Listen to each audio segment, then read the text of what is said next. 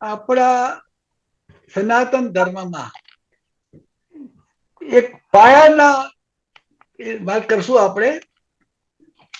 જૈનોમાં અને મેં કહું હું વધુ છું. 1870-72 મારા પિતાશ્રી અને દાદાને ત્યાં શ્રીમદ રાજચંદ્ર પધારતા હતા, રહેતા હતા બાદરણમાં. એ પછી શ્રીમદ તરીકે બહાર આવ્યા. ત્યારથી અમારા ફેમિલી પર જૈન પ્રભાવ પણ છે. એ અર્થમાં જૈન વર્ષથી તપના એ આમ તો અઘરો વિષય છે, પણ બહુ પાવક છે, પુણ્યશાળી છે. અને આની આપણે વાત કરશે વડોદરા નિવાસી પૂજ્ય હિતેશભાઈ શાહ, જેઓ જૈન વિદ્વાન પણ છે અને વિધિકાર પણ છે. આજે આપ જોઈન થઈ રહ્યા છો, આપને પ્રણામ કરું છું. જય જીનેન્દ્ર. પ્રણામ.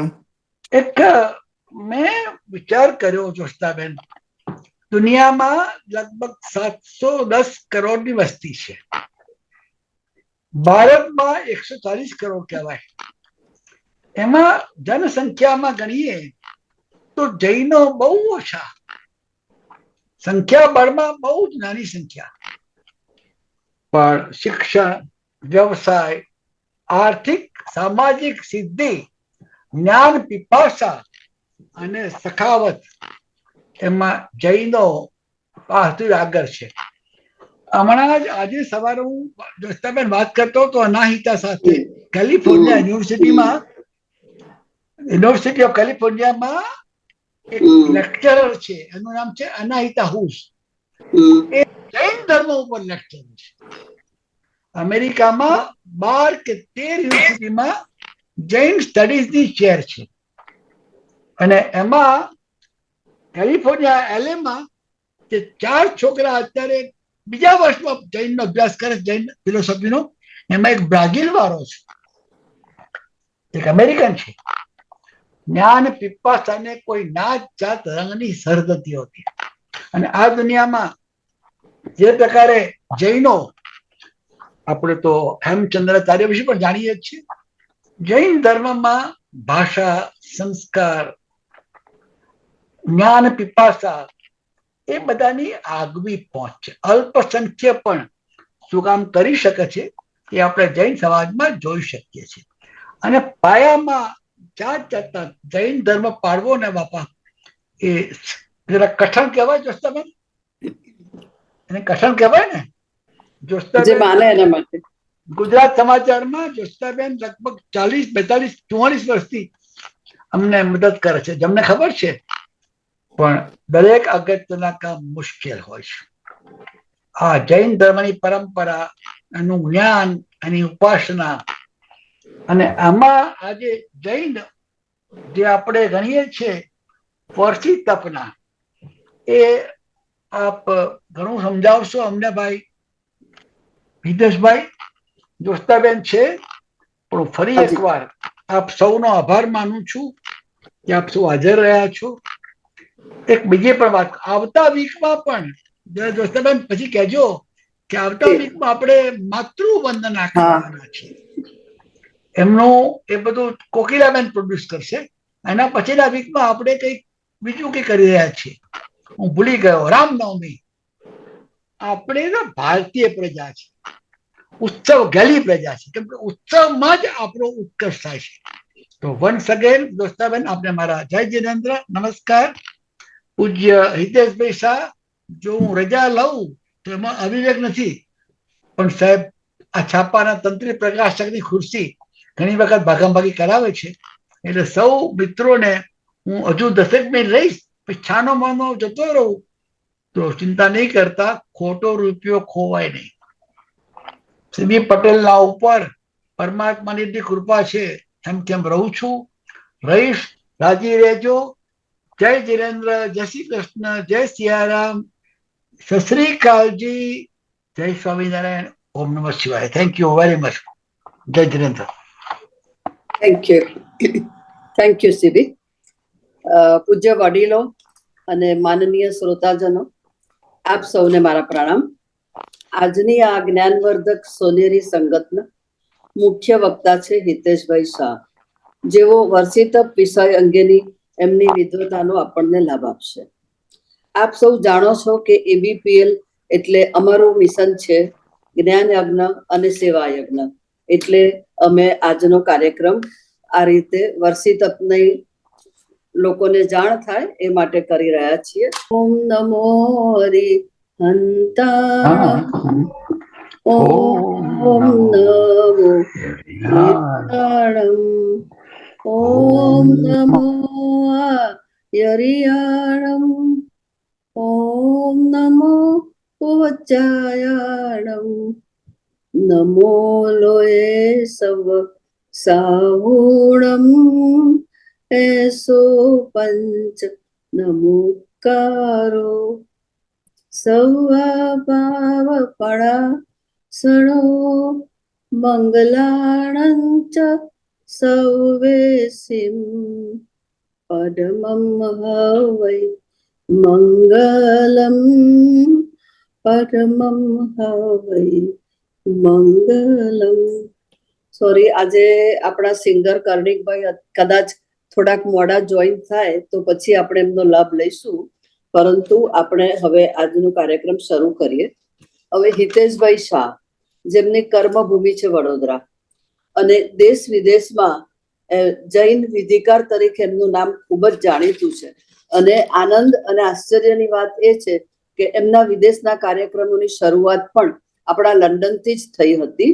તેઓ ફર્સ્ટ ટાઈમ લંડન આવ્યા હતા 2004માં અને ત્યારબાદ તેઓ US, Canada, Australia, Hong Kong, Taiwan વગેરે દેશોમાં મળીને એમણે લગભગ 70 જેટલા વિઝિટ કરી વિદેશમાં વિક્રમ નોંધાવ્યો છે. તેઓ શ્રી 18 અભિષેકથી માંડીને શાંતિ સ્નાત્ર, પ્રતિષ્ઠા મહોત્સવ વગેરે અનેક પૂજનો કરાવે છે અને સૌને એનો લાભ આપે છે. વડોદરામાં 39 વર્ષથી તેઓ પાઠશાળા પણ ચલાવે છે અને પાઠશાળામાં પણ નવા નવા પ્રયોગો આદરીને વિદ્યાર્થીઓને જૈન ધર્મના જ્ઞાન માટે પ્રેરણા આપે છે. પર્યુષણ પર્વમાં પણ તેઓ 20 વર્ષથી વ્યાખ્યાન કે પ્રવચન માળાઓમાં લાભ આપે છે અને એ રીતે તેઓ જૈન ધર્મની પ્રભાવના કરે છે. આવા પ્રભાવશાળી વિદ્વાન આપણી વચ્ચે છે, તેઓનો હું ખૂબ જ ભાવપૂર્વક અભિવાદન કરું છું, આવકાર કરું છું. આપને પ્રણામ. અને હિતેશભાઈ, જી પ્રણામ જ્યોત્સનાબેન, આપ સૌ સાતામાં હશો? હાજી, સાતામાં. આપ પણ સાતામાં જ હશો? હાજી. એક દિવસ બાદ હવે આપણા વર્ષિતપ પર્વનો પ્રારંભ થશે, તો આ તપ ખૂબ જ અગત્યનું છે અને વર્ષિતપની શરૂઆત સદીઓ પૂર્વે થઈ હોવા છતાં આજે પણ આપણે એની પરંપરા ચાલુ રહી છે. ભગવાન ઋષભદેવના જમાનામાં તો સતયુગ હતો, અત્યારે કળયુગ છે અને છતાંય આપણે એ વર્ષિતપ કરીએ છીએ. એ ખૂબ જ ગૌરવ અને આનંદની વાત છે કે આપણા જૈન ધર્મનો પ્રભાવ હજી ચાલુ રહ્યો છે.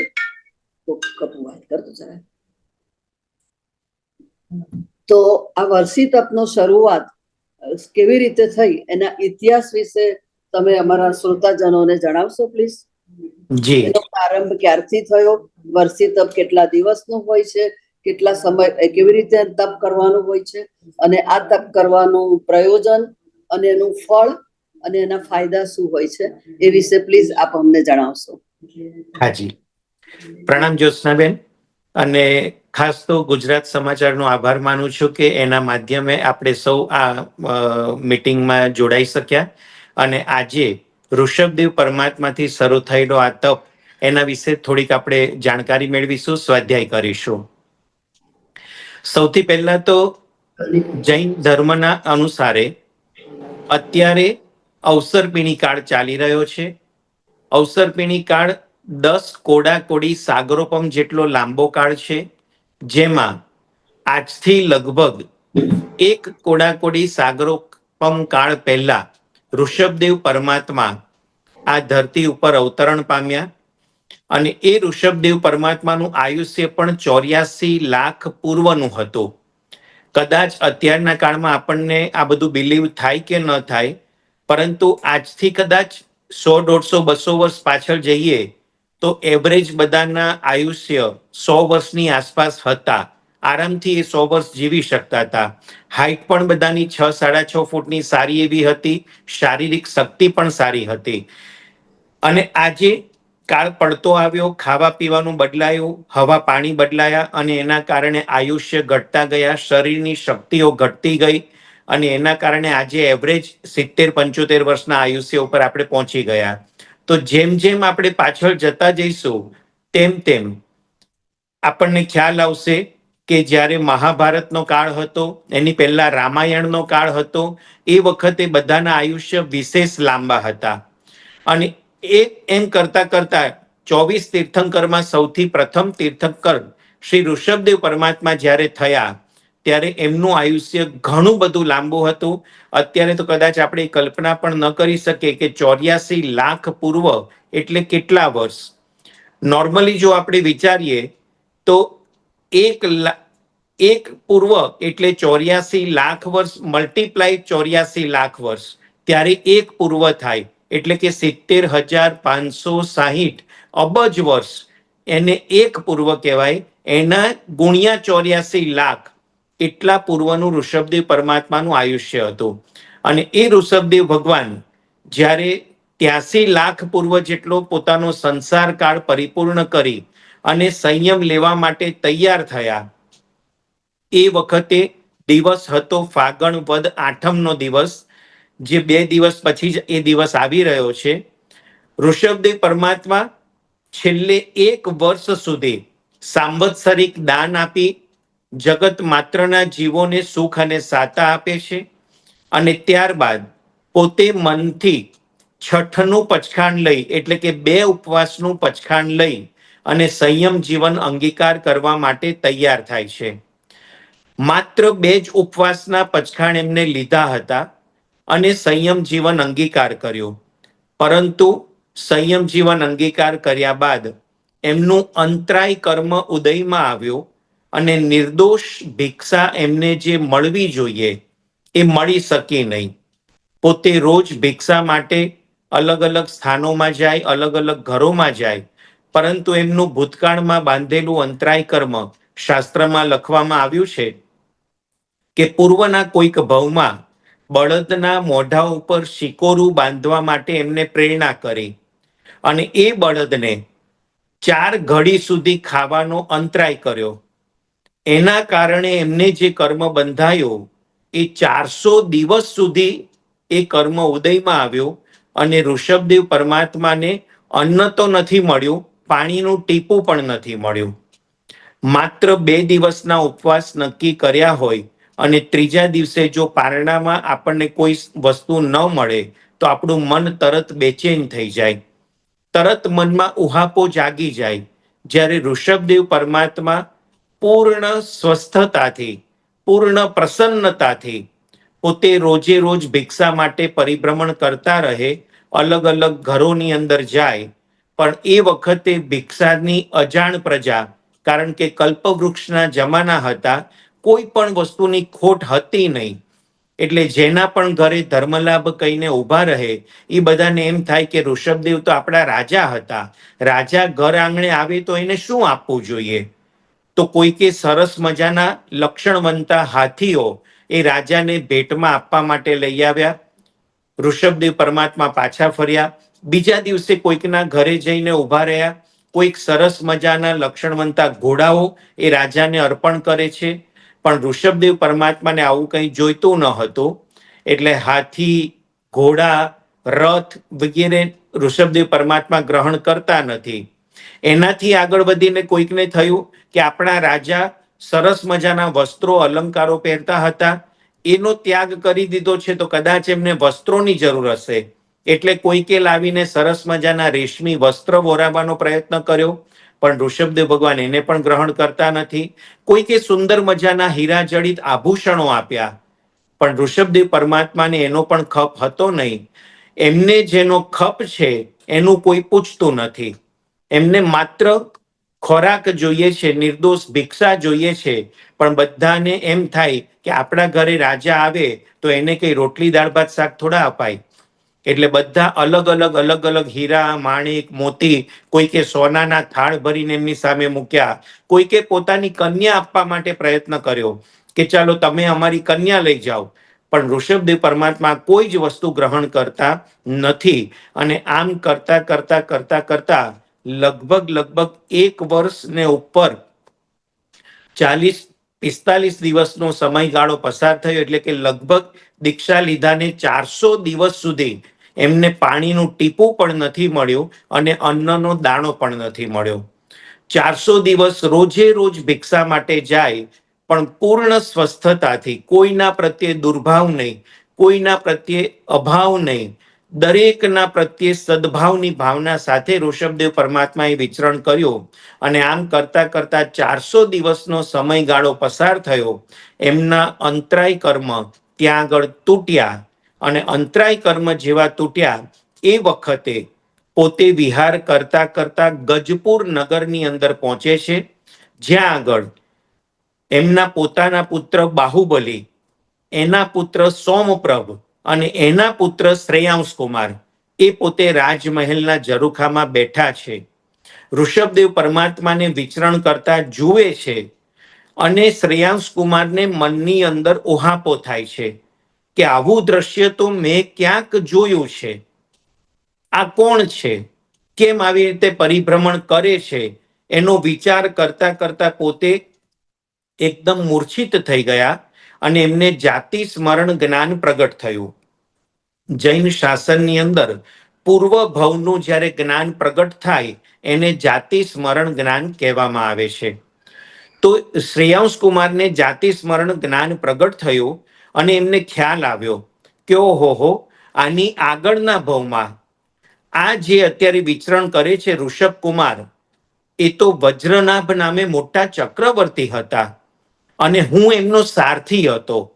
એમના સરસ મજાના રથને ચલાવવાનો લાભ મને મળતો હતો, અને વજ્રનાભ ચક્રવર્તી એ પોતે વજ્રસેન રાજાના દીકરા હતા, અને વજ્રસેન તીર્થંકર હતા. એટલે કે ઋષભદેવ પરમાત્મા પૂર્વભવમાં વજ્રનાભ નામે ચક્રવર્તી હતા, અને એમના પિતા તીર્થંકર હતા.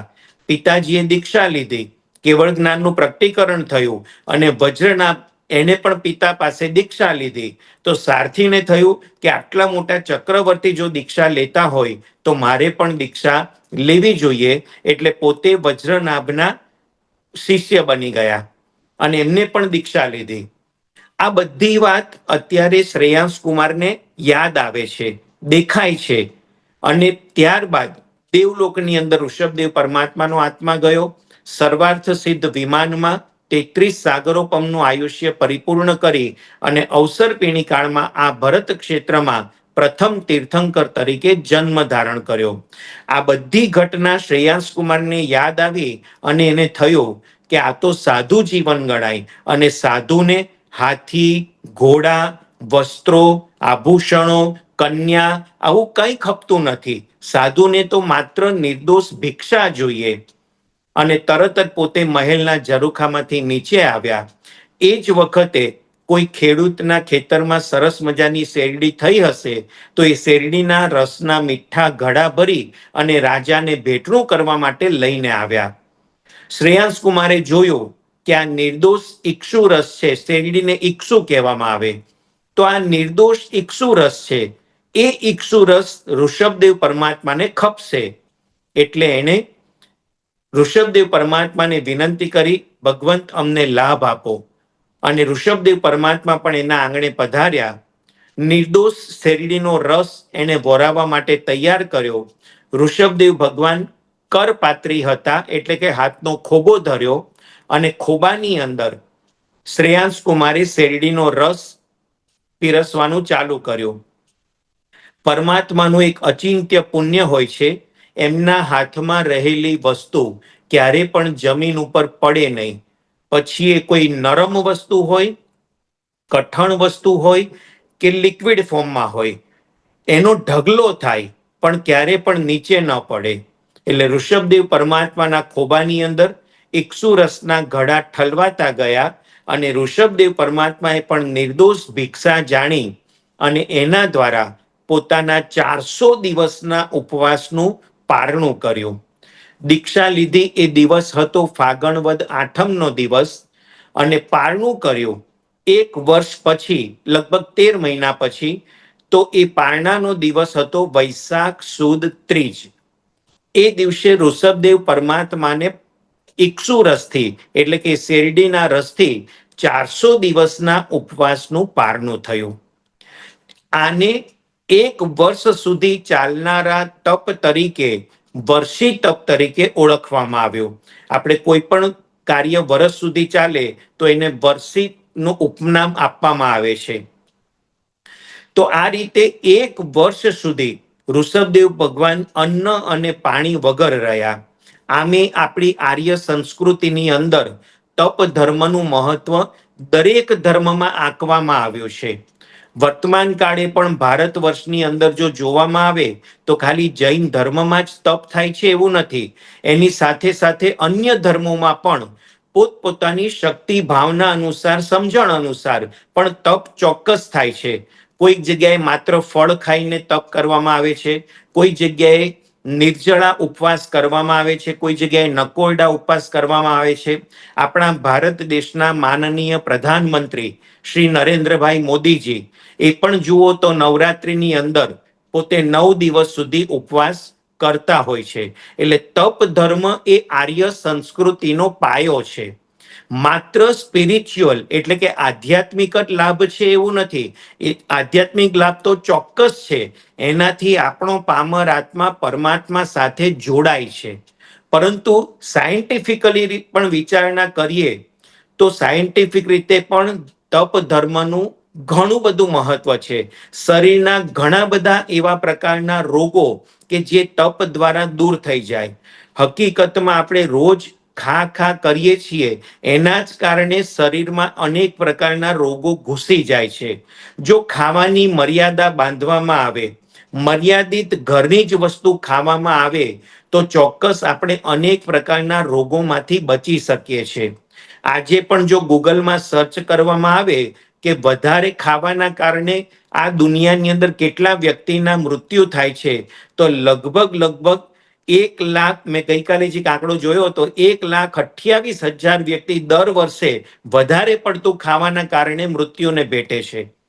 તો આપણી આ આર્ય સંસ્કૃતિની અંદર તપ ધર્મનું મહત્વ એટલું સરસ બતાવ્યું છે કે તમે ધાર્મિક રીતે તો ચોક્કસ આગળ વધો છો, જેટલું આપણે ખાવાના અંદરથી પદાર્થો ઓછા થાય એટલા મનની અંદર સાત્વિક ભાવો જાગૃત થાય. અને સાત્વિક ભાવોનું જાગૃતિકરણ થતા આપણું મન આધ્યાત્મિક લેવલે તો સરસ રીતે આગળ વધે, પણ માનસિક ટેન્શનો, માનસિક અજંપા, ઉદ્વેગ, આ બધા ભાવમાંથી મુક્ત થાય અને મનને શાંતિનો અનુભવ થાય. અને આ વસ્તુ રિયલી જેણે આ તપ ધર્મ અનુસર્યા છે એ બધા આ વસ્તુને કહી રહ્યા છે. તો આવી આર્ય સંસ્કૃતિની અંદર જે તપ ધર્મનું મહત્વ આંકવામાં આવ્યું છે એ તપ ધર્મ ઋષભદેવ પરમાત્માથી શરૂ થયો. એમના જેવી કેપેસિટી અત્યારે આપણી તો છે નહીં કે આપણે 400 દિવસ સુધી ખાધા પીધા વગર રહી શકીએ, પરંતુ એમના એ તપનું કંઈક અંશે પણ અનુસરણ કરવા માટે વર્તમાન કાળે ભારત નહીં, ભારત બહારની અંદર પણ જ્યાં જ્યાં જૈનો વસ્યા છે એ જૈનો વર્ષી તપની આરાધના કરે છે. અને ઇનફેક્ટ આવતીકાલથી જ એ વર્ષી તપનો પ્રારંભ થાય છે. ફાગણ વદ સાતમ પહેલો ઉપવાસ, ફાગણ વદ આઠમ બીજો ઉપવાસ. પરંતુ સળંગ 400 ઉપવાસ નહીં કરી શકવાના કારણે ઉપવાસ કર્યા પછી 1 દિવસ ખાવાનું આવે, જેને બિયાસણું કહેવામાં આવે. ફરી પાછો ઉપવાસ, ફરી પાછું બિયાસણું, એમ કરતા 13 મહિના ને 13 દિવસ, એટલે લગભગ 400 દિવસ સુધી જૈનો આ તપ સરસ રીતે આચરણ કરતા હોય છે. એમાં નાના 8, 9, 10 વર્ષના ભૂલકાઓથી લઈ 80-85 વર્ષના વડીલો, દાદા દાદી પણ ઉત્સાહથી જોડાતા હોય છે અને સરસ રીતે આ તપ ધર્મને અનુસરે છે. દરેકની શક્તિ સરખી નથી હોતી, પરંતુ દરેકના ભાવ તો ઉત્તમ જ હોય છે કે મારે ઋષભદેવ પરમાત્માએ જે તપ કર્યો એવો તપ કરવો છે. અને આજે ઋષભદેવ પરમાત્માને થયાને વર્ષોના વાણા વાઈ ગયા, પણ છતાં આ દિવસ એવો અમર થઈ ગયો, એટલા માટે એનું નામ આપવામાં આવ્યું અક્ષય તૃતીયા. આપણે વૈશાખ સુદ ત્રીજ એ દિવસને અક્ષય તૃતીયા તરીકે ઓળખીએ છીએ, કારણ કે એ દિવસ એટલો બધો ઉત્તમ છે. આજે પણ આપણા ગુજરાતીની અંદર એક વણ જોઈતા સંસ્કાર છે કે કોઈ પણ સારું કાર્ય કરવું હોય તો અખા ત્રીજના દિવસે કરવામાં આવે, એમાં કોઈ મુહૂર્ત જોવાનું નહીં.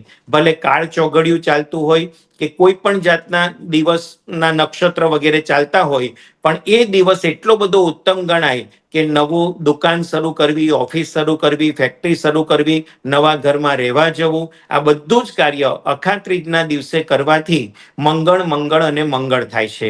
તો આવો સુંદર મજાનો ઋષભદેવ પરમાત્મા દ્વારા શરૂ થયેલો તપ આજે આટલા વર્ષો પછી પણ એક સરખી રીતે ચાલ્યો આવે છે. અને આજે પણ હજારોની સંખ્યામાં અલગ અલગ સ્થાનોમાં અલગ અલગ ગુરુ ભગવંતોની નિશ્રામાં સરસ રીતે ઘણા વર્ષી તપના આરાધકો એ તપ ધર્મને અનુસરતા હોય છે. તો આવતીકાલથી આ તપ સરસ રીતે શરૂ થાય છે. સાયન્ટિફિક અને સ્પિરિચ્યુઅલ બંને રીતે આ તપ લાભ કરતા છે. એટલું જ નહીં, વર્તમાન કાળે આપણે ખાધા પીધા પછી પણ એઠવાડ એટલો બધો છોડીએ છીએ, એટલું બધું વધારાનું ફેંકી દઈએ છીએ ફૂડ, કે ગરીબ લોકો બિચારા અન્નના દાણા માટે તડપતા હોય છે. એમને એક એક અન્નનો દાણો મળતો નથી, અને આપણે બિંદાસપણે થોડું ઘણું ખાધું, ન ખાધું, નથી ભાવતું, ઓવર થઈ ગયું, ફેંકી દો. અને એના કારણે પણ દુનિયામાં અત્યારે જે ભૂખમરો ચાલે છે એ ગરીબોની આપણે ક્રૂર મસ્કરી કરીએ છીએ. જેને બિચારાને દાણો નથી મળતો એને નજરમાં લાવવામાં આવે તો એની સામે આપણે જ્યારે આવા સરસ મજાના તપ કરીએ તો આપણને એમ થાય કે જે કંઈ ખાવાનું બચે છે એ ગરીબો સુધી પહોંચે, એમનો પણ પેટની આગ ઠરી જાય અને શાંતિથી પોતાનું જીવન જીવી શકે. તો આવા ઘણા બધા રીતે તપ ધર્મના ફાયદા શાસનમાં બતાવવામાં આવ્યા છે. આર્ય સંસ્કૃતિની અંદર પણ આ તપ ધર્મનું મહત્વ બતાવવામાં આવ્યું છે. હમણાં જ પ્રયાગરાજની અંદર કુંભ મેળો થયો, એમાં પણ ઘણા બધા એવા મેસેજ આવ્યા કે કેટલા એવા સંતો મહંતો ત્યાં પણ હતા કે જે કેટલા વર્ષોથી માત્ર પાણી ઉપર જીવે છે, કેટલા વર્ષોથી માત્ર ફળ ખાઈને પોતાનું જીવન પસાર કરે છે, કેટલા માત્ર દૂધ જ વાપરી અને પોતાનું જીવન આગળ વધારે છે. તો આ રીતે આર્ય સંસ્કૃતિ તપ ધર્મ સાથે વણાયેલી છે, અને એ તપ ધર્મ આપણા આત્મા ઉપર લાગેલા કર્મની નિર્જરા કરે છે. જૈન શાસન કર્મના સિદ્ધાંતને ખૂબ સારી રીતે માને છે, અને તપ ધર્મ એ કર્મની સવિશેષ નિર્જરા કરે છે. તપ ધર્મ જૈન શાસનમાં 12 પ્રકારે બતાવવામાં આવ્યો છે. 6 પ્રકારે બાહ્ય તપ અને 6 પ્રકારે આભ્યંતર તપ. બાહ્ય તપ અને અભ્યંતર તપ બંનેનું કોમ્બિનેશન કરવામાં આવે તો આત્મા ઉપર લાગેલા કર્મની એટલી બધી નિર્જરા થાય કે આત્માનું પરમાત્મા સ્વરૂપ પ્રગટાવવા માટે બહુ વાર ન લાગે. અને જેટલા પણ તીર્થંકરો થયા, જેટલા પણ કેવડી ભગવંતોએ પોતે ઘાતી કર્મનો ક્ષય કર્યો, જેટલા પણ આત્માઓ સિદ્ધ શિલાએ પહોંચી ગયા અને મોક્ષ પામ્યા, એ બધા જ આત્માઓ આ તપ ધર્મને અનુસરીને જ કર્મની નિર્જરા કરી અને મોક્ષે પહોંચ્યા છે. એટલે આપણે પણ જો ખરેખર મોક્ષે પહોંચવાની ભાવના હોય, આપણા પામર આત્માને પરમાત્મા સ્વરૂપ આપવાની ભાવના હોય, તો આપણે પણ આ તપ ધર્મને અનુસરવું જોઈએ. વિશેષમાં તપ ધર્મનું મહત્વ તો હજી ઘણું બધું છે, છતાં જ્યોત્સનાબેન આપ સમય આપશો એ પ્રમાણે આપણે આગળ વધીશું. આપની પણ પાસે ક્વેશ્ચન્સ ઘણા બધા હશે અને બીજાને પણ કદાચ આપણે સમય આપવાનો હશે, તો આપ જે કહેશો એ પ્રમાણે આપણે આગળ વધીશું.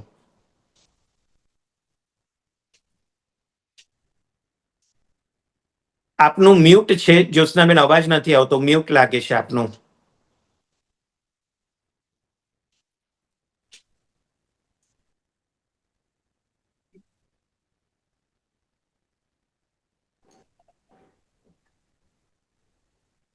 સંભળાયું હવે? જી, હવે બરાબર અવાજ આવે. જી સોરી. હા, તો આપે ખૂબ સરસ અમને જ્ઞાન આપ્યું વર્ષિતપ અંગે, અને ઘણા બધા એનાથી અજાણ હશે, અને તમે ખૂબ સુંદર માહિતી આપી. આજે આપણે આપણી વચ્ચે સંગીતકાર કર્ણિક શાહ છે કે જેઓ ખૂબ જ જાણીતા છે વડોદરામાં, અને એમના શિષ્યો છે લંડન સુધી છે. લંડનમાં પણ ભાવિક હરિયા, જેનું નામ ખૂબ જ મોટું છે આજકાલ, એક યુવા સિંગર છે. તો એના ગુરુ છે આપણા કર્ણિકભાઈ શાહ. અને કર્ણિકભાઈ, આપને સાંભળવાનો અવસર અમને મળ્યો છે, ખૂબ આનંદની વાત છે. આપ થોડાક જોઈન થયા એટલે અમે તમારો લાભ લઈ શક્યા નહીં, પરંતુ આજ આપના તરફથી અમને એક સુંદર વર્ષી તપનું ગીત સાંભળવા મળે તો આનંદ થશે. અને એ સાંભળ્યા પછી કેટલાક વર્ષી તપના તપસ્વીઓ, જેમણે પહેલા વર્ષી તપ કર્યા છે, જેઓ હાલ કરી રહ્યા છે અને જે કરવાના છે, એવા લોકોના પણ આપણે ઇન્ટરવ્યુ લઈશું કે એમના અનુભવો શું કહે છે. તો કર્ણિકભાઈ, આપને મારું આમંત્રણ છે. કર્ણિકભાઈ, અનમ્યુટ કરો પ્લીઝ.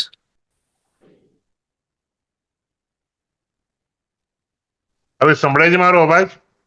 હા, હવે સંભળાયો. હિતેશભાઈ સંભળાય છે હવે? હા, સંભળાયો. સરસ. બધાને આવકારતા બહુ લાગણી અનુભવું છું. થોડોક લેટ થઈ ગયો છું, પણ એક સરસ વર્ષી તપનું ગીત, અને હિતેશભાઈને પણ હું સાંભળું છું ક્યારનો. બહુ જ સરસ રીતે આપણને વર્ષી તપનું મહત્વ સમજાવ્યું, કેમ કરવું જોઈએ. બસ એના જ અનુસંધાનમાં ગીત છે અને એ રજૂ કરું. દિવસ છે 400 ઋષભજીનો વારસો, એવા મારા વર્ષી તપના પારણે પધારશો. વૈશાખી ત્રીજ તમે હૈયે અવધારશો. દિવસ છે 400 ઋષભજીનો વારસો, એવા મારા વર્ષી તપના પારણે પધારશો. નગરી નગરી દ્વારે દ્વારે આદિશ્વરજી વિચર્યાતા, ખાલી ખાલી પાછા ફરતા ઉપવાસોને ઉચર્યાતા. પહેલા તપસ્વી ऋषभजीने मानसो, વર્ષી તપના પારણે પધારશો. દિવસ છે 400 ઋષભજીનો વારસો, એવા મારા વર્ષી તપના પારણે પધારશો.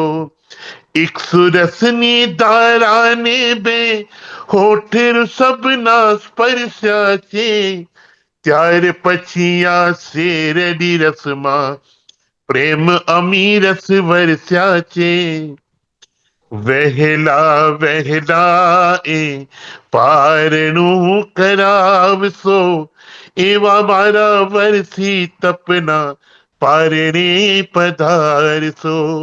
અને છેલ્લો અંતરો છે, અક્ષય તૃતીયાનો આ દિવસ ભક્તિથી ભરપૂર છે.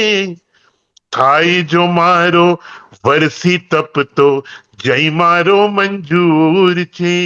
પારણું કરાવી પુણ્ય ઉદય પ્રગટાવજો, એવા મારા વર્ષી તપના પારણે પધારશો.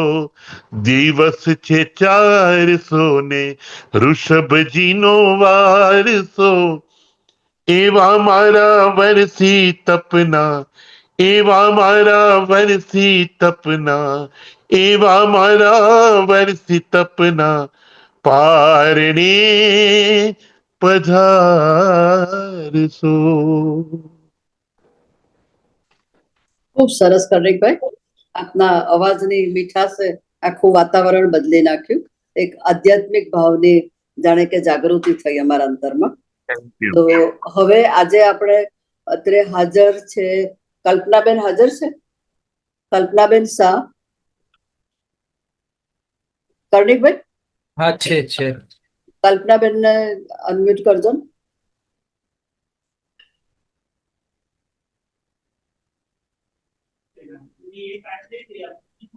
હેલો.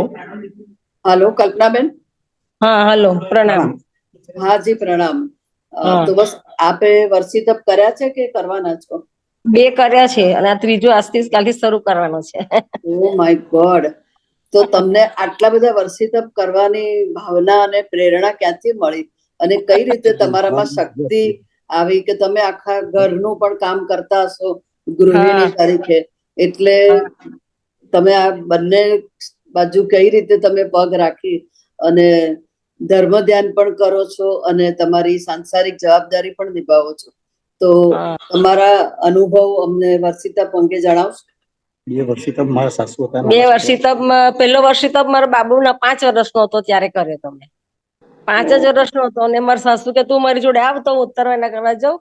તો મારે નથી કરવું બા, તમને હું મારી સાસુને મેં કીધું હું તમને કરાવું છું, હું પછી કરીશ. કે ના તું મારી સાથે જ આવ, બસ તો હું કરીશ, તો કરું નહીં એમ કરી મારો પહેલો વર્ષી તપ થયો, પછી બીજો કર્યો અને આ ત્રીજાની ભાવના થઈ છે. આ દાદા કરાવે છે કરવાનો. બરાબર. પણ એ દરમિયાનમાં તમને ક્યારેક એવું થયું કે બહુ ભૂખ લાગી કે રહેવાતું નથી, અથવા તો મારામાં અશક્તિ આવી ગઈ છે કે હું ના ના અધવચ્ચે છોડી દઉં?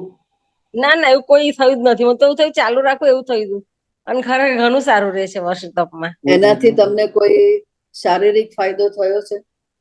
શારીરિક ફાયદો ઘણો થયો છે.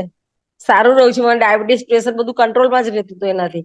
બીજી વખત વર્ષી તપમાં આવ્યા તો મારે ડાયાબિટીસ પણ એનાથી કંટ્રોલમાં જ રહેતો હતો. દવા પણ નહોતી લેતી હું તો, ચાલતું હતું દવા વગર. બરાબર છે. ખૂબ સરસ, થેન્ક યુ. હવે આપણી સાથે યુએસ થી ચેતનાબેન જોડાયા છે, શિકાગો. પ્રણામ પ્રણામ. પ્રણામ. શિકાગો થી જોડાયેલ ચેતનાબેનને હું આમંત્રણ આપું છું. ચેતનાબેન.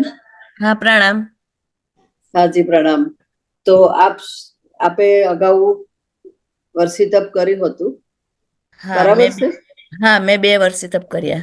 તો તમે વિદેશની ધરતી પર રહીને તમને વર્ષી તપ કરવાની ભાવના કઈ રીતે જાગી?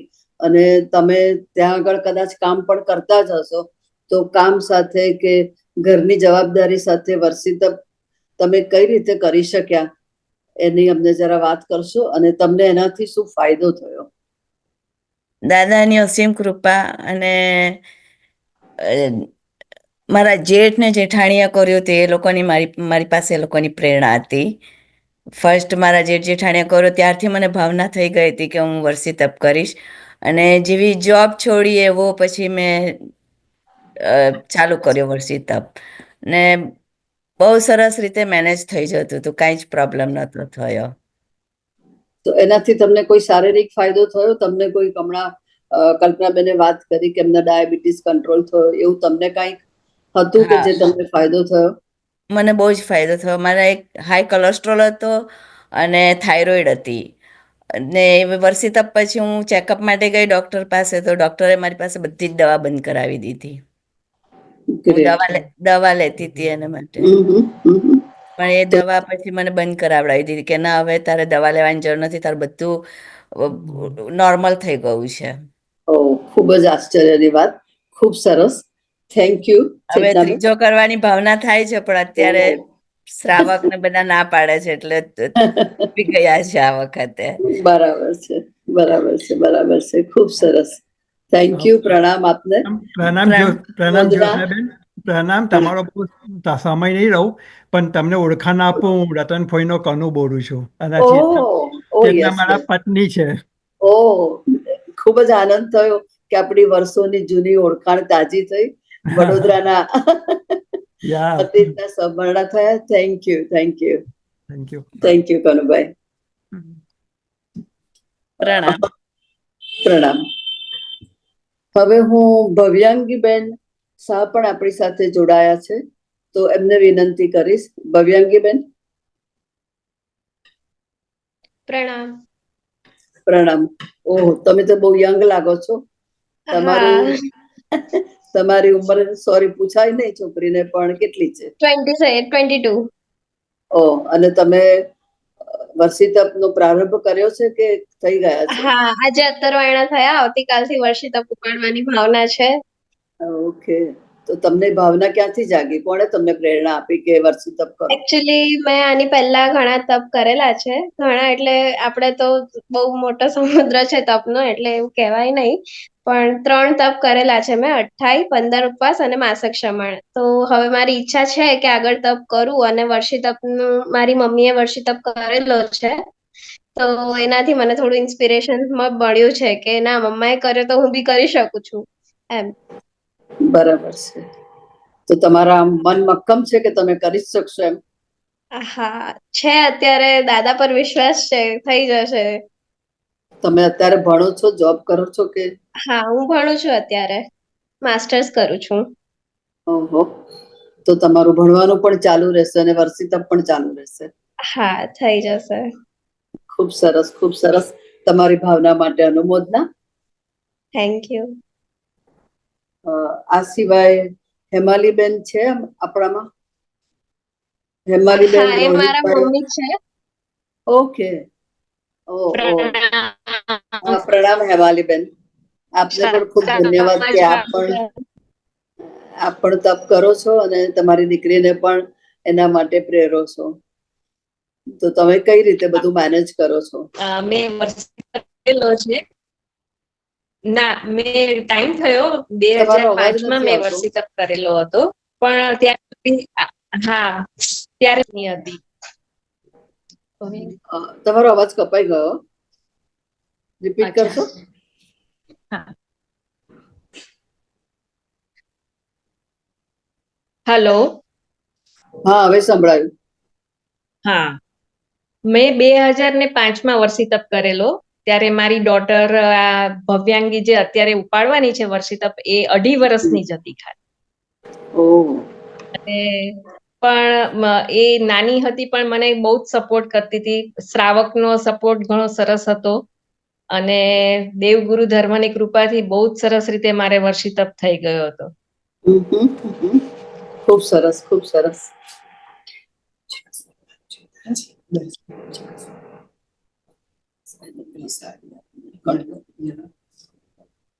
Sorry. Okay. Thank you, thank you. Okay, પ્રણામ. પ્રણામ આપને. સાચે જ તપશ્ચર્યા એ સ્વાનુભવનો વિષય છે, બોલવાનો નથી. એટલે હું સમજી શકું છું. અને આ તપશ્ચર્યા ખાલી માનવ ભૌમાં જ શક્ય બને છે. એટલે જે ઉચ્ચ પુણ્યશાળી આત્માઓ છે એ જ આ વર્ષી તપ કે કોઈ પણ તપ આદરી શકે છે, અને એ લોકો સહજતાથી પાર પાડી શકે છે. શરૂઆતમાં કઠિન લાગે, પણ ધીરે ધીરે આદત થતા બધા ખૂબ સરસ રીતે તપની આરાધના કરે છે.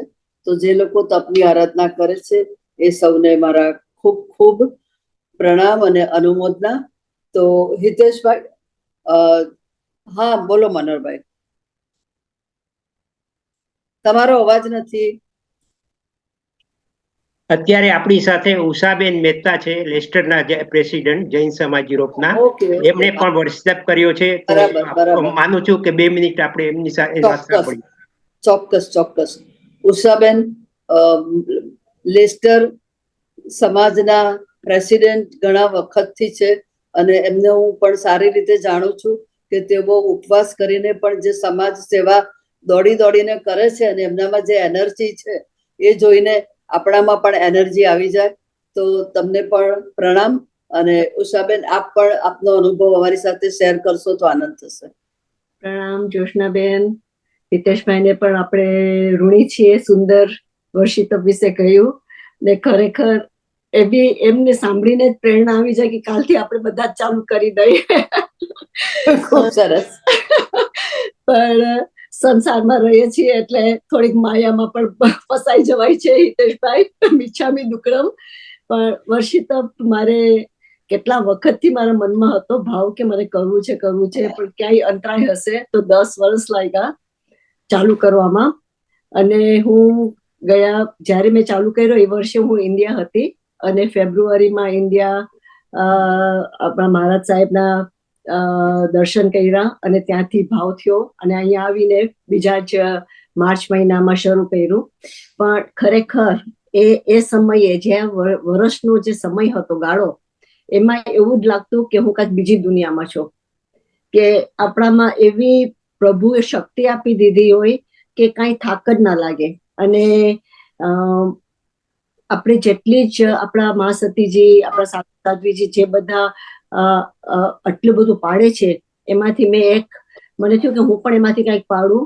તો મેં દેશ વિદેશ પ્લેનમાં બેસવાની પણ બાધા લીધી હતી કે આખું વર્ષ 13 મહિના, પછી ત્યાર તો અધિક મહિનો હતો એટલે 14 મહિનાના થઈ ગયા હતા. તો ખરેખર દાદાની અંતિમ કૃપા હતી કે અત્યારે એવું લાગે કે એ દુનિયા મારી અલગ હતી અને આ દુનિયા અલગ છે. ને એવું વાતાવરણ જ આપણું એમ લાગે કે આપણે ઓલ ધ ટાઈમ દેરાસરમાં જ રહીએ છીએ, ભગવાનની સામે જ બેઠા છે, ઘરે હોય કે બારે હોય. ને કોઈ દિવસ એવું ના લાગે કે આપણને એકેય જાતનો થાક લાગે છે. શરીર એકદમ આપણું ફ્રી, હળવું થઈ ગયું. ને ધાર્મિક રૂપે પણ આપણને ખરેખર બહુ જ લાભ મળે છે. એટલે કોઈ પણ એટલું છે કે હા, 14 મહિના લાંબો ગાળો છે, એટલે તમારે ડિસિપ્લિન તો રહેવું જ પડે. અને એ ડિસિપ્લિન તમને દાદા જ શક્તિ આપે છે કે તમે કરી શકો. તો ખરેખર જે બધા કરે છે એ લોકોની અનુમોદના કરું છું અને કહીએ કે દાદા આ જીવનમાં હજી એવું એક તક આપજે કે અમે પાછું વર્ષિતપ ચાલુ કરી શકીએ. થેન્ક યુ વેરી મચ જોશનાબેન અને હિતેશભાઈ, તમને સાંભળ્યા જ રાખીએ એવું અમને અત્યારે એવું લાગે છે. ખૂબ આભાર કે આપ હાજર છો. તો હિતેશભાઈ. જી પ્રણામ. પ્રણામ. શ્રીજીતભાઈ, આપણી પાસે 5-10 મિનિટ ખરી? Yeah, sure, carry on. Okay. તો હવે બાકીનો થોડોક તપ નો મહિમા સમજાવતી થોડીક વાતો હિતેશભાઈ આપ અમને કરશો તો આનંદ થશે. હા, જ્યોત્સનાબેન એક રિક્વેસ્ટ કરીશ. એક મીનાબેન આપણી સાથે જોઈન્ટ થયેલા છે, એમને કરંટ અત્યારે વર્ષિતપ ચાલી રહ્યો છે. ઓકે. હા, ચોક્કસ. તો એમને હું વિનંતી કરું છું કે આપ પણ સ્ક્રીન પર આવો અને આપના અનુભવ અમારી સાથે શેર કરો. મીનાબેન.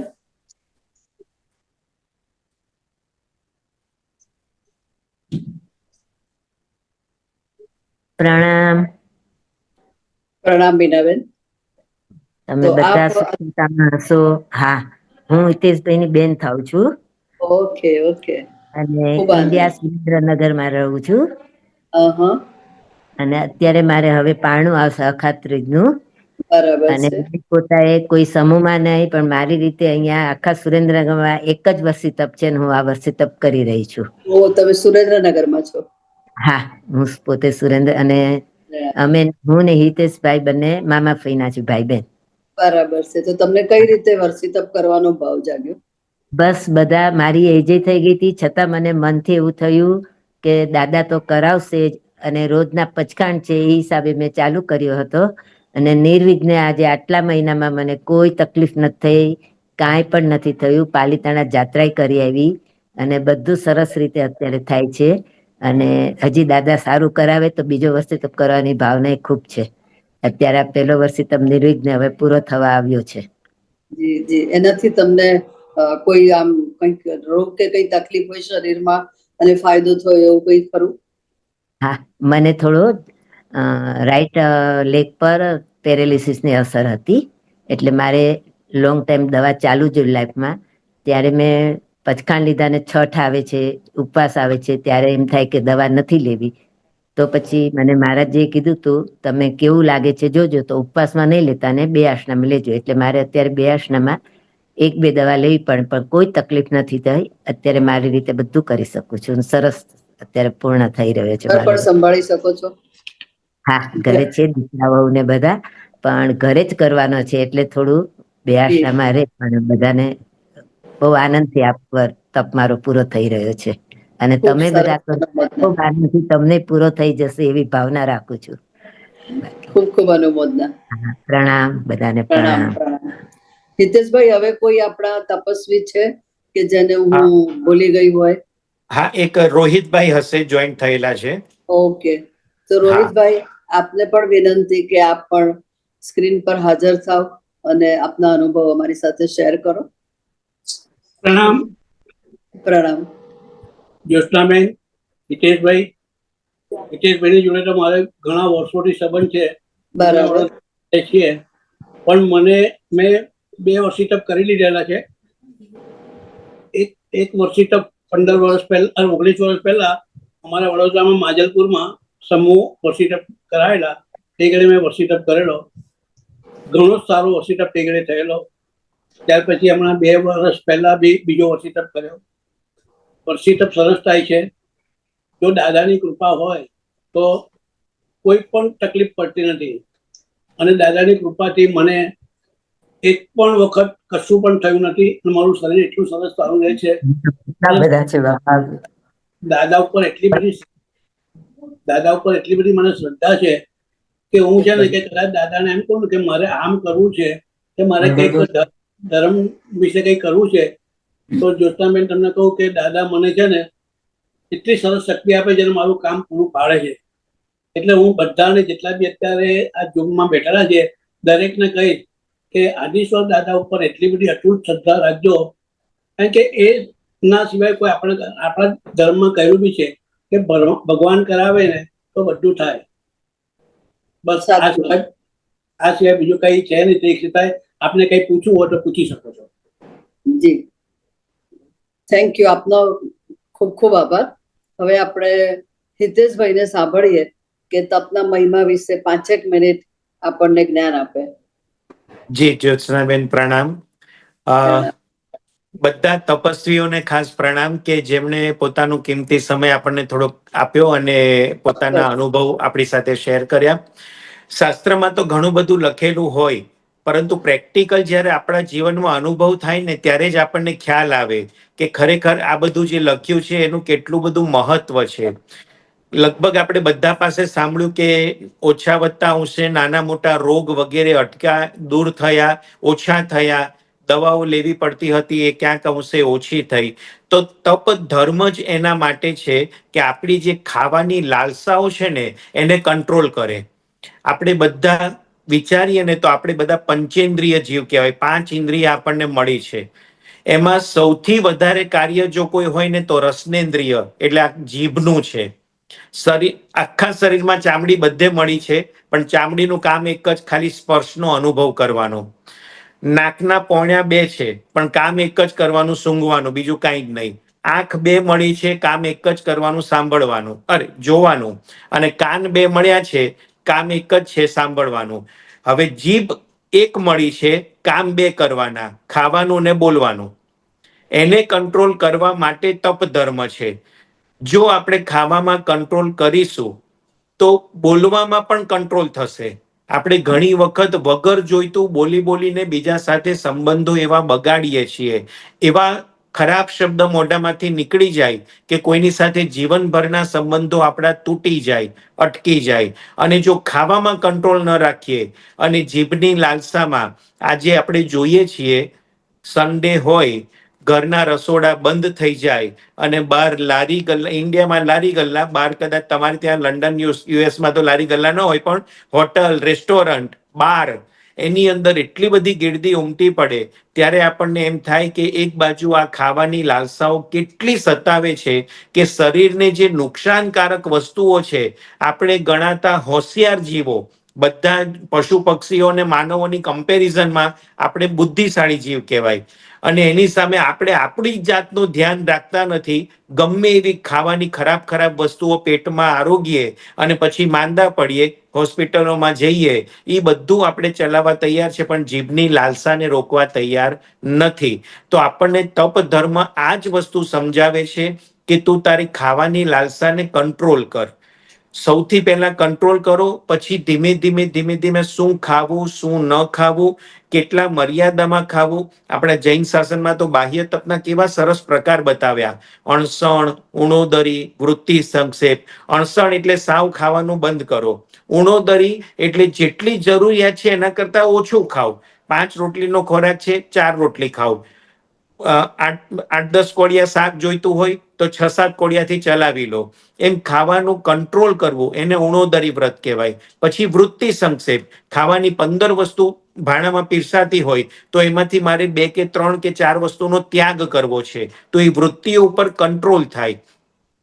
એનાથી આગળ વધીને રસ ત્યાગ. આપણને દૂધ, દહીં, ઘી આ બધી વસ્તુની એટલી બધી લાલસા હોય છે કે કોઈ દિવસ આપણે ઘીનો ત્યાગ કરીએ, કોઈ દિવસ ગોળનો ત્યાગ કરીએ, કોઈ દિવસ દૂધનો ત્યાગ કરીએ. તો રસ ત્યાગ. પછી કાયાને ક્લેશ એટલે કાયાને કષ્ટ આપવું.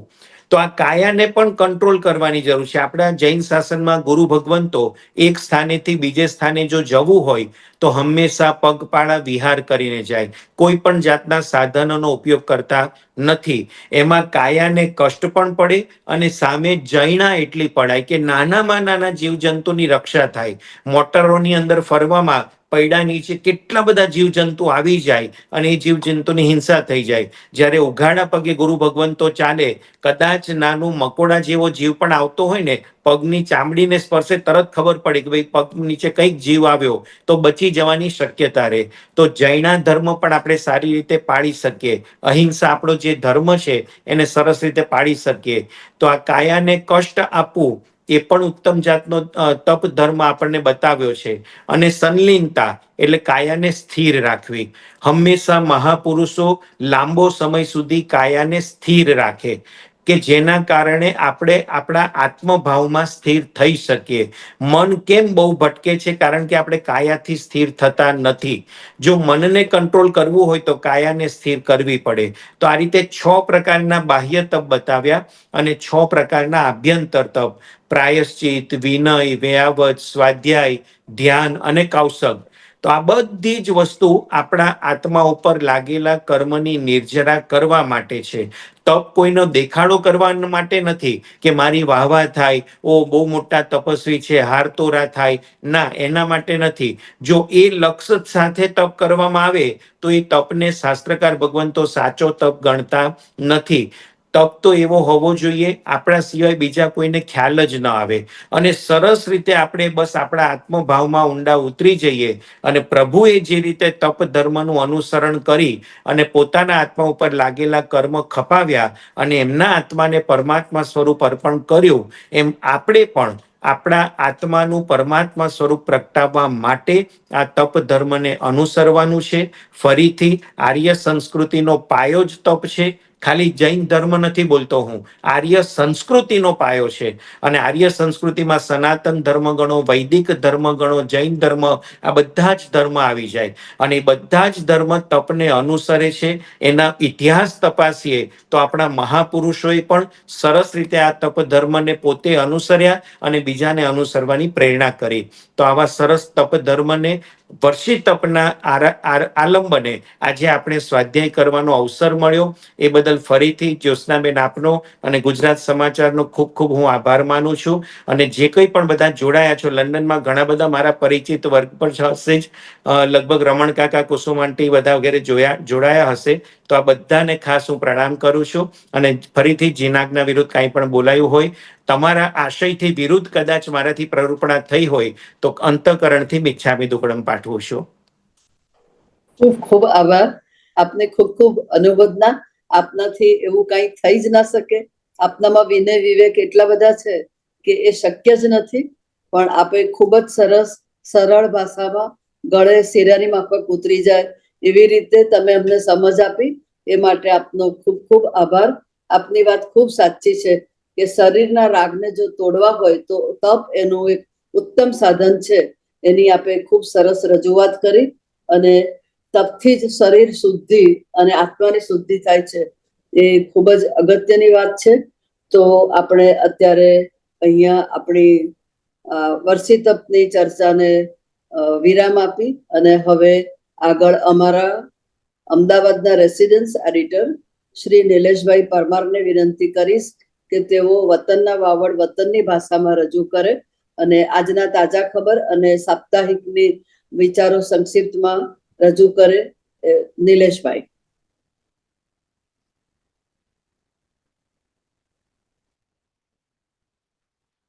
નિલેશભાઈ. થેન્ક યુ જ્યોત્સનાબેન. હાજી, હવે અનમ્યુટ છે. હા, નમસ્તે, થેન્ક યુ.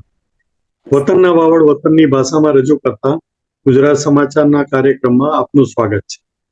આજના મુખ્ય સમાચાર: ભારતના ટેલિકોમ ટાઇકૂન સુનિલ ભારતી મિત્તલ બ્રિટિશ ટેલિકોમમાં તેમનો હિસ્સો વધારવા વિચારણા કરી રહ્યા છે. હાલ મિત્તલ બ્રિટિશ ટેલિકોમમાં 24.5% હિસ્સો ધરાવે છે. તેમણે આ હિસ્સો લક્ઝમબર્ગ સ્થિત ટેલિકોમ જાયન્ટ ઓઇલટાસ પાસેથી ખરીદ્યો હતો. હોમ ઓફિસે 10 એપ્રિલથી પાસપોર્ટની ફીમાં વધારો લાદવાની જાહેરાત કરી છે. જાહેરાત અનુસાર ઓનલાઈન સ્ટાન્ડર્ડ એપ્લિકેશન કરતા પુખ્તોએ પાસપોર્ટ મેળવવા માટે હવે £94.50 જ્યારે બાળક માટે £61.50 ચૂકવવાના રહેશે. હોમ ઓફિસ પાસપોર્ટનો ઉપયોગ કરનાર પર જ તેનો ખર્ચ લાદવા પ્રયાસ કરી રહી છે, જેથી કરદાતાઓ પર પાસપોર્ટ જારી કરવાનો બોજો ના પડે. હવે એક નજર આ સપ્તાહના ગુજરાત સમાચારમાં પ્રકાશિત મહત્વના સમાચારો. અમેરિકી સ્પેસ એજન્સી નાસાના અવકાશયાત્રી સુનિતા વિલિયમ્સ અને બુચ વિલ્મોર સહિતના 4 અવકાશયાત્રી બુધવારે પૃથ્વી પર સુરક્ષિત પાછા ફર્યા છે. સુનિતા વિલિયમ્સ અને બુચ વિલ્મોર સહિત માત્ર 8 દિવસના મિશન માટે અંતરિક્ષ યાત્રાએ ગયેલા, પણ યાનમાં ખામી સર્જાતા 9 મહિનાથી ત્યાં જ અટવાયા હતા. અવકાશ યાત્રીઓને લઈને પરત ફરેલી સ્પેસ કેપ્સ્યુલે ફ્લોરિડાના દરિયામાં સુરક્ષિત લેન્ડિંગ કરતા જ સુનિતાનું પૈતૃક વતન એવું ઉત્તર ગુજરાતનું જોલાસણ ગામ આતશબાજીથી ઝળહળી ઉઠ્યું હતું. ઉલ્લેખનીય છે કે સુનિતાના પિતા દીપકભાઈ પંડ્યા મહેસાણા જિલ્લાના કડી તાલુકામાં આવેલા જોલાસણના વતની છે.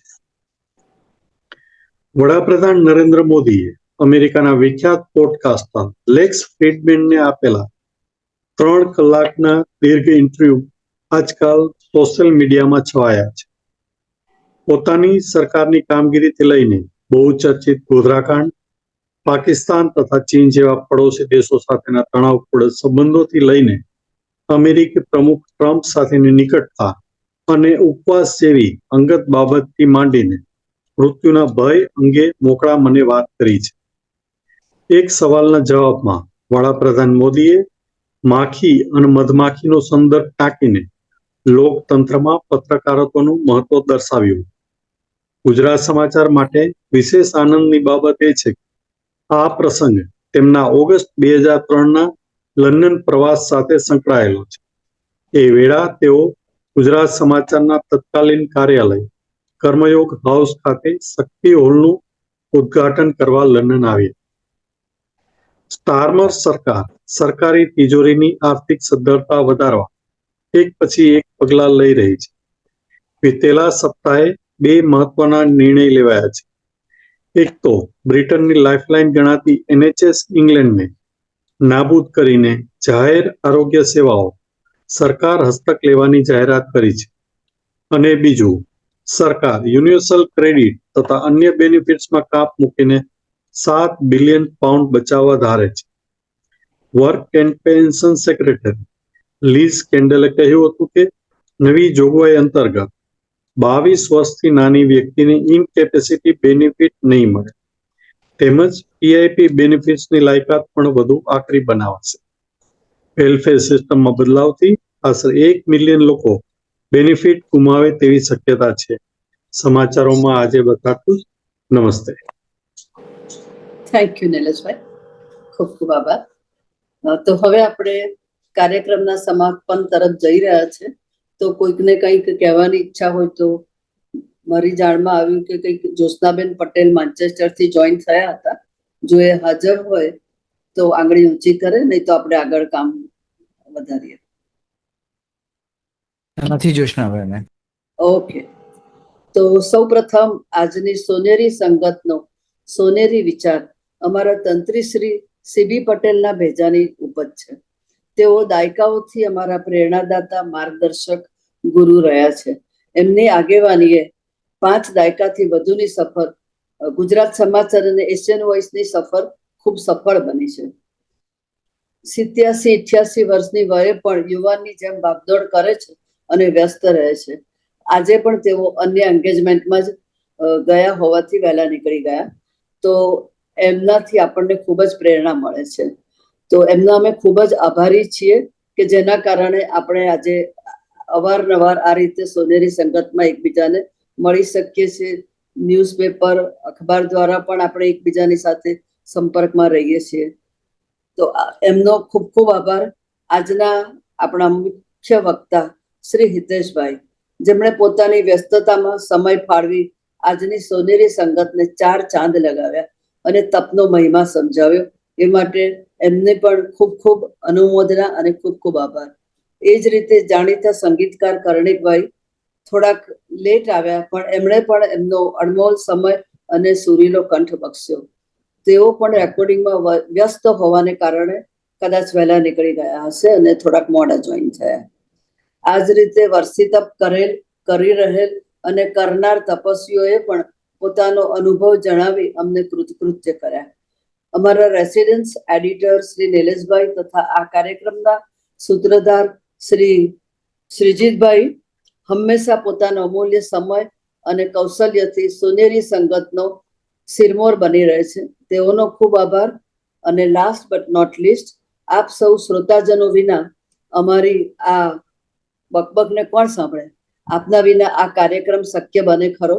આવો ને આવો સહકાર આપ સદા સર્વદા આપતા રહેજો અને સોનેરી સંગતને અંગત માનતા રહેજો. આગામી સોનેરી સંગત 27 માર્ચના રોજ છે અને એનો મુખ્ય વિષય છે માતૃદિન, મધર્સ ડે. માતૃ ઋણ, માતૃવંદના, માતૃ મમતા, માતૃવાત્સલ્ય, માતાના ગુણગાન ગાવાનો આ અવસર મહિલા અગ્રણીઓમાં રંજનબેન માણેક MBE, સિંગર્સ મીનાબેન ત્રિવેદી અને માયા દીપકને સાંભળવાનો લાવો રખે ચૂકતા અને એનું સંચાલન અમારા ગુજરાત સમાચારના કન્સલ્ટિંગ એડિટર કોકિલાબેન પટેલ કરી રહ્યા છે. તો આપ સૌને ફરી નમ્ર વિનંતી કે અચૂક આવતા સપ્તાહે પણ હાજર રહેજો. અને આજનો આ પ્રસંગ માટે હું આપ સૌનો ખૂબ ખૂબ આભાર માનું છું. સૌને મારા જય જિનેન્દ્ર, જય શ્રી કૃષ્ણ, જય અંબે અને ઓમ નમઃ શિવાય. શિવમસ્તુ સર્વ જગતઃ પરહિત નિરતા ભવંતા ભૂતનાસા દોષામ પ્રયાંતુ નાસમ સર્વત્ર સુખી ભવતુ લોકાહ. એવી ભાવના સાથે હું આજના કાર્યક્રમને અંત તરફ લઈ જાઉં છું. શ્રીજીતભાઈ, આપનો ખૂબ ખૂબ આભાર.